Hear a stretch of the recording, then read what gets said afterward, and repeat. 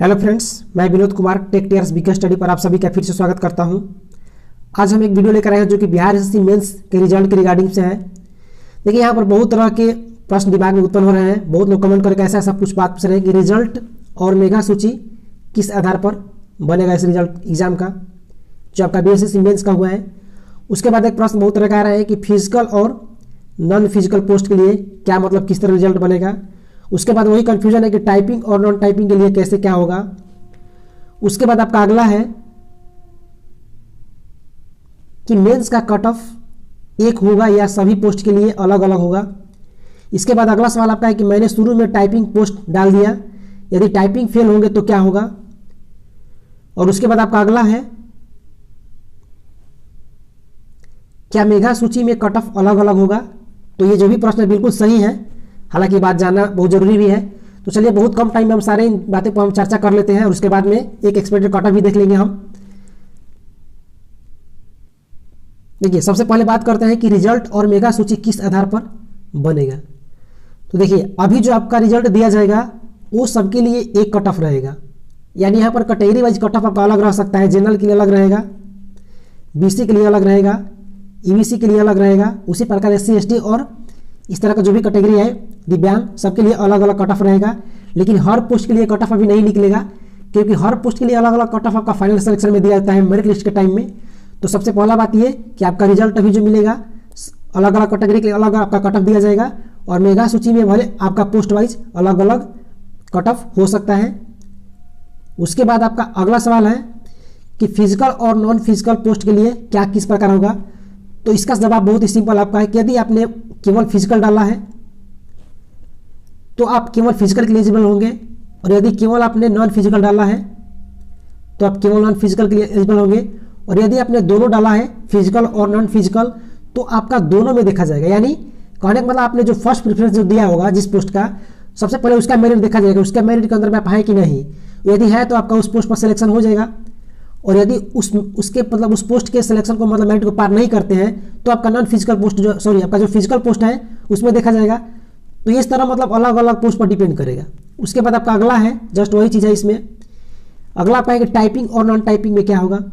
देखिए, मान लीजिए आप फर्स्ट में कोई डाले हैं राजस्व कर्मचारी, फर्स्ट प्रेफरेंस डाले हैं, राजस्व कर्मचारी का आपका कट ऑफ जाता है मेरिट में, मान के चलिए कि यहाँ पर हम मानते हैं 100, यहाँ पर 100 गया, और बाद में आपने टाइपिंग पोस्ट के लिए डाला हुआ है वहाँ पर टाइपिंग के लिए, और टाइपिंग के कट ऑफ आपका जाता है 85।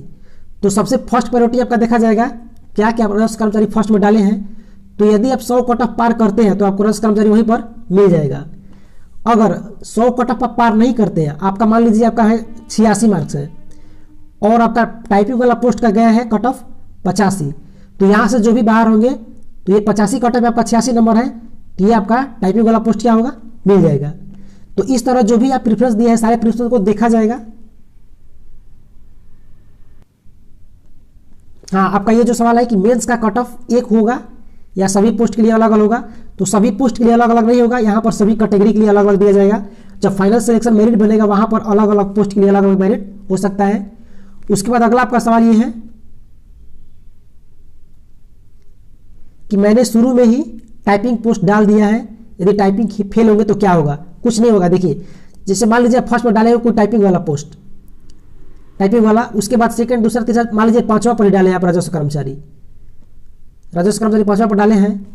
अब मान के चलिए कि यहाँ पर आपका टाइपिंग वाला कट ऑफ गया 85 और आपका राजस्व कर्मचारी कट ऑफ गया 100, कोई भी कैटेगरी मान लेते हैं यहाँ पर। तो आप टाइपिंग फर्स्ट में देने जाएंगे, तो यदि टाइपिंग आप पास कर लेंगे तो आपका नंबर कितना भी हो, 100 पार ही क्यों ना हो, 105-10 क्यों ना हो, लेकिन जब आप इसका कट ऑफ कम ही गया है और इसका कट ऑफ राजस्व कर्मचारी ज़्यादा गया है, तो यहाँ पर जब आप टाइपिंग पास कर लेंगे तो जब आपने फर्स्ट में टाइपिंग वाला पोस्ट डाला है तो यहाँ पर आपको टाइपिंग वाला ही पोस्ट दे दिया जाएगा, सबसे पहला बात।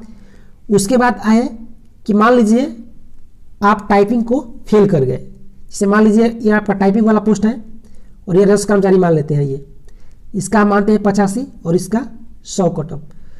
तो जैसे ही मान लीजिए आप टाइपिंग में गए और टाइपिंग में मतलब मान लीजिए एग्जाम्पल के लिए टाइपिंग में आप फेल करते हैं, तो अब आपका जो नीचे पोस्ट डाला गया है जिसमें टाइपिंग नहीं है, राजस्व कर्मचारी है, पंचायत सचिव है, या आपका जो जल संसाधन विभाग का एक जो कनीय लेखा लिपिक है, तो उसका कट ऑफ मान लीजिए गया है एग्जाम्पल में कनीय लेखा लिपिक का मान के चलते हैं, कम पोस्ट है तो 105 मान के चलते हैं।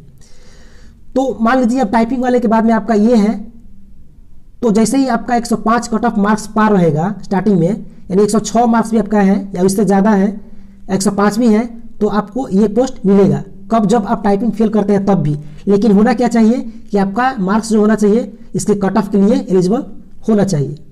चलिए अब हम एक्सपेक्टेड इसका जो है एक बार कट ऑफ देख लेते हैं। देखिए यहाँ पर वैकेंसी आपकी जो है 13,120 है। इसमें फिजिकल और नॉन फिजिकल दोनों तरह के पोस्ट हैं। कैंडिडेट यहाँ पर बुलाया गया मीन्स आपका 5 टाइम्स यानी 5 गुना बुलाया गया है। एग्जाम में लगभग मान के चलिए बैठे हुए 50,000 स्टूडेंट, इससे कम ही कुछ बैठे हैं, लेकिन मान के चलते हैं कितना। यहाँ पर आपको रिजल्ट लगभग देना है 26,240 यानी 2 टाइम्स यहाँ पर रिजल्ट देना है।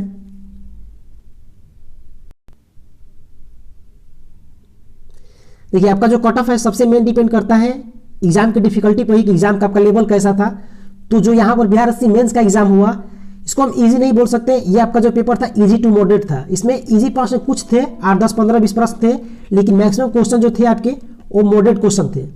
और जो पीटी का एग्जाम हुआ था, पीटी से इसका जो थोड़ा लेवल था पीटी से थोड़ा ज़्यादा था। तो यहाँ पर मान के चलते हैं कि आपका जो नॉन टाइपिंग पोस्ट है, यहाँ पर हम जनरल के लिए 100 से 105 एक्सपेक्टेड करते हैं। 105 भी जो आपका है ये 70% मार्क्स हो गया। ये 70% मार्क्स कुछ कम नहीं है, लगभग यहाँ इसी के पास आपका कट ऑफ रहेगा। यहाँ पर बीसी के मान के चलते हैं कि आपका नॉन टाइपिंग के लिए 100 रहेगा और ईबीसी के 97 और एससी के लिए 95 और एसटी के लिए 92।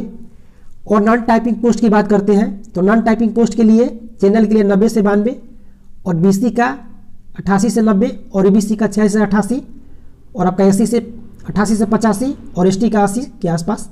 देखिए यहाँ पर कट ऑफ इससे भागने का चांस नहीं है। कट ऑफ आपका जो भी रहेगा ना नॉन टाइपिंग पोस्ट का तो खासकर इससे लो ही रहेगा। हम यहाँ से आपको मैक्सिमम से मैक्सिमम बताए हैं, क्योंकि क्वेश्चन का जो लेवल है इजी टू मॉडरेट है। मतलब वहाँ पर ज़्यादातर प्रश्न हर किसी से गलती भी हुए हैं, कन्फ्यूजन वाले प्रश्न थे ऐसे। वहाँ पर रीजनिंग का भी कुछ ऐसे प्रश्न थे फिगर वाले जो कहीं ना कहीं एग्जाम में कन्फ्यूजन पैदा कर देते हैं। तो ये सब देखते हुए हम ये कट ऑफ आपको बता रहे हैं कि लगभग इतना मार्क्स आ रहा है, तो आप श्योर रहें। और अगर आप टाइपिंग में इंटरेस्टेड रखते हैं, टाइपिंग आप करते हैं, तो टाइपिंग बहुत अच्छा से कर लें और अपने स्पीड को मेंटेन कर लें, ताकि यहाँ पर आपका चांस जो है बेस्ट बना रहे।